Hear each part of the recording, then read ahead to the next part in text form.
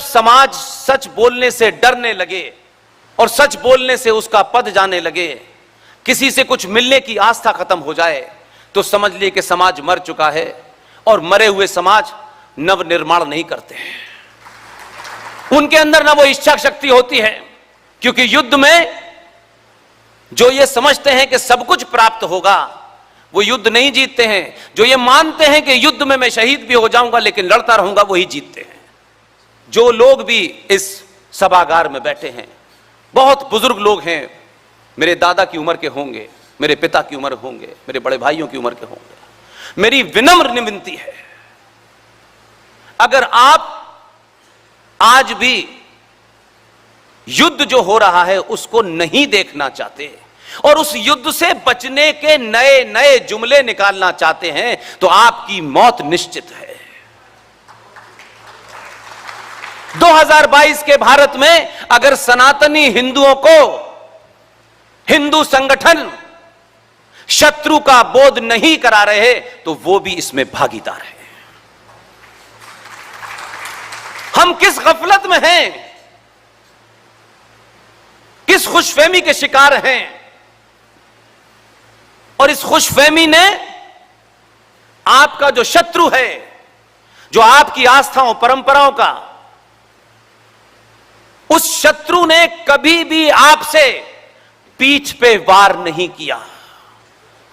आपके अपनों ने आपकी पीठ पे वार किया और आप बोलना नहीं चाहते, क्योंकि आप बंधुआ मजदूर बनने में ज्यादा अच्छा लगता है। इसलिए आज हम किसी बात को कहने से पहले इतने शब्दों का माया जाल खड़ा करेंगे कि कहीं दिल्ली तक बात ना पहुंच जाए, कुछ मिलने का जो हमारा थोड़ा बहुत साठ गांठ चल रही हो वो रुक न जाए। आप किसी पार्टी के सदस्य हो सकते हैं, किसी सरकार के अंग हो सकते हैं।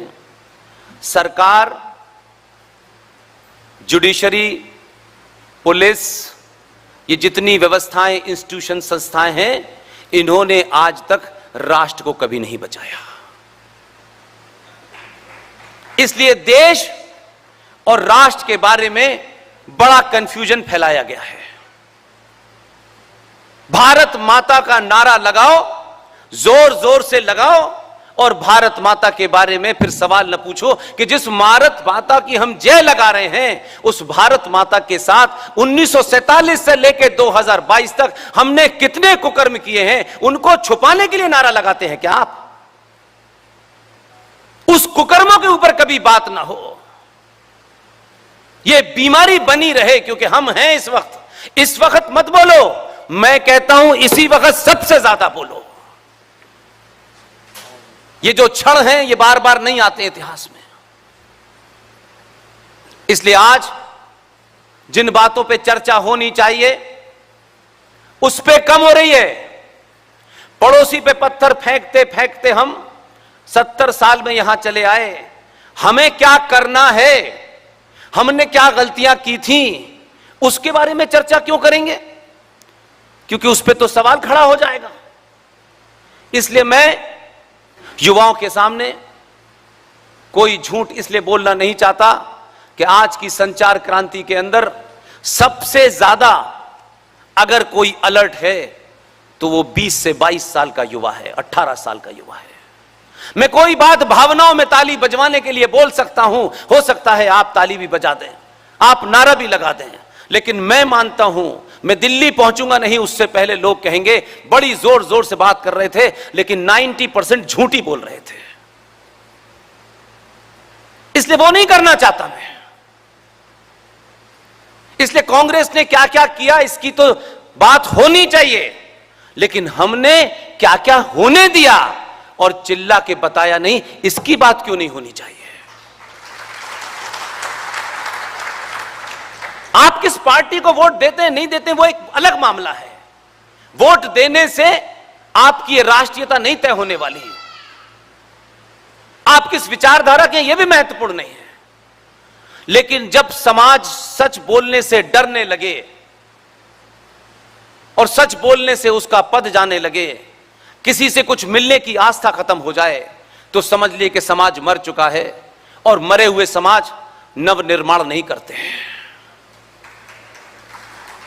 उनके अंदर ना वो इच्छा शक्ति होती है, क्योंकि युद्ध में जो ये समझते हैं कि सब कुछ प्राप्त होगा, वो युद्ध नहीं जीतते हैं। जो ये मानते हैं कि युद्ध में मैं शहीद भी हो जाऊंगा लेकिन लड़ता रहूंगा, वही जीतते हैं।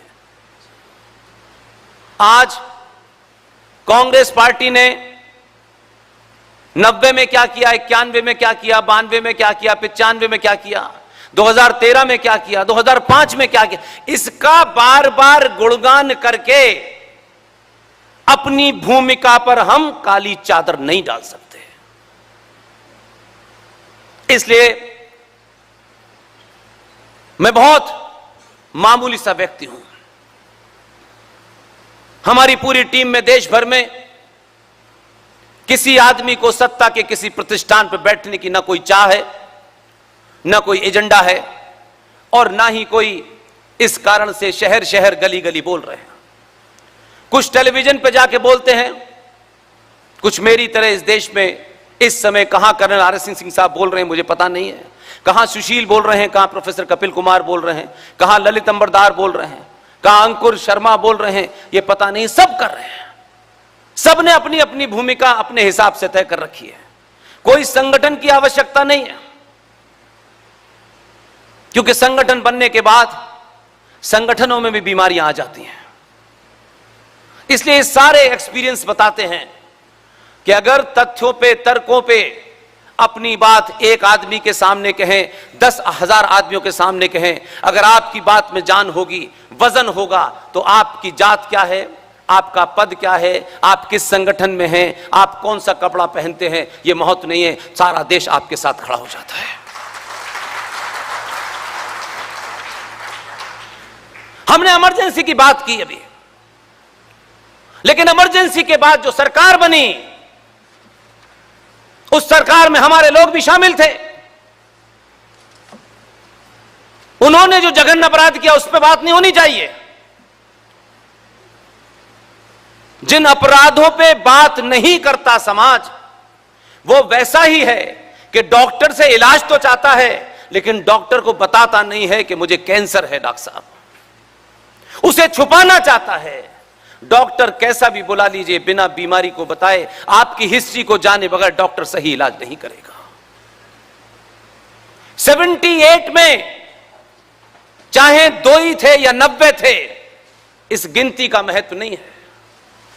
महत्व इस बात का है कि जब आपको चिल्ला करके विरोध कर देना था, आप कहते कि हम गिनती में नहीं हैं, हमारी ताकत नहीं है कि हम सरकार गिरा सकें, लेकिन हम अपना विरोध, क्योंकि हमारे एजेंडे में राष्ट्र है जिसका हम गुणगान कर रहे हैं, हमारे एजेंडे में सत्ता नहीं है। 78 और 79 में जो सरकार बनी थी, उसका नाम लेना जरूरी नहीं है, आप सब जानते हैं। आज हम 1993 की घटना के बारे में मैं बहुत बोलता हूं, 92 में क्या हुआ, 91 में क्या हुआ, 95 खूब बोलता हूं, और यह सवाल करता हूं मैं कि जिन्होंने वो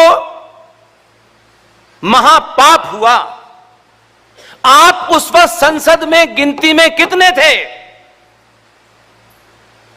आपने संसद से बाहर निकल करके इसको अपना एजेंडा क्यों नहीं बनाया कि घर घर यही पहुंचाएंगे हम, और इस एजेंडे को सबसे ऊपर रखेंगे अपने मैनिफेस्टो के।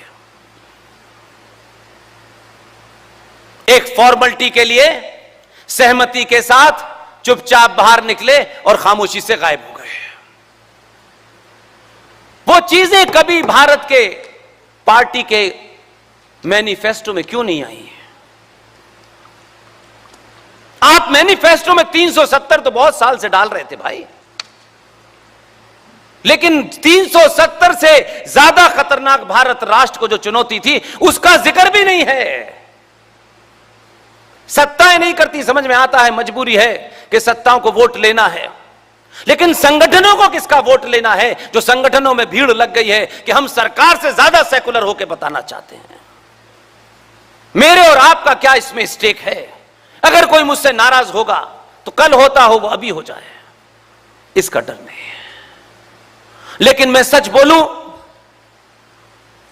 और देश जाग जाए तो 2-4-50 हजार लोग नाराज भी हो जाए तो कोई फर्क नहीं पड़ता।